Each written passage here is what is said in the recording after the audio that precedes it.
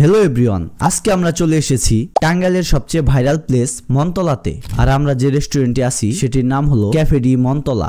তো প্রথমেই চলে যাই আমাদের নাটিয়াপাড়া বাজারের বাস স্ট্যান্ডে, বাসে করে টাঙ্গাইল যাওয়ার জন্য। সেখান থেকে চলে আসি টাঙ্গাইল পুরান বাস স্ট্যান্ডে। বাস স্ট্যান্ড থেকে রিক্সা ঠিক করে আমরা রওনা হয়ে পড়ি মনতলা যাওয়ার উদ্দেশ্যে। এরপরে এসে পড়ি টাঙ্গাইলের গালা রোডে মনতলাতে।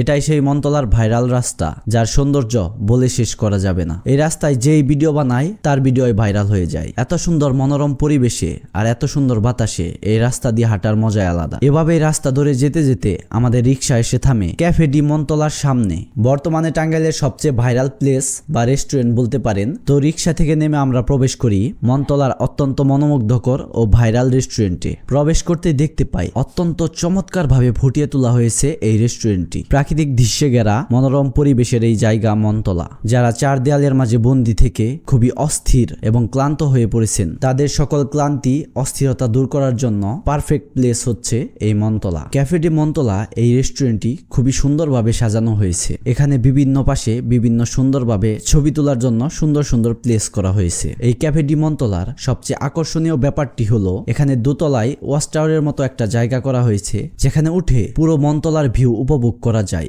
যা ছিল অসাধারণ। এই বৃষ্টি ওয়েদারে আমরা বেশ কিছুক্ষণ জায়গাটি উপভোগ করলাম। ঘোরাঘুরির পর রেস্টুরেন্টের এক পাশে বসে পড়লাম আমরা। এরপরে ট্রাই করলাম ক্যাফে ডি মনতলার স্পেশাল লাচ্ছি, যার স্বাদ ছিল মজাদার এবং অতুলনীয়। এরপরে আরো বেশ কিছুক্ষণ রেস্টুরেন্টে ঘোরাঘুরি করলাম। আজকে একটু বৃষ্টি ওয়েদার ছিল, যার জন্য এখানে মানুষের ভিড় কম ছিল, তাই আমরা ঘুরেও অনেক মজা পেয়েছি। তাও বেশ কিছুক্ষণ পরই মানুষ আসা যাওয়া করতেছিল। তবে এখানে বেশ কিছু আর্ট গ্যালারি করা হয়েছে ছবি তোলার জন্য, যা ছিল খুবই সুন্দর, যেখানে খুব সুন্দর সুন্দর ছবি তোলা যায়। তো এই ছিল আমাদের আজকের ভিডিও।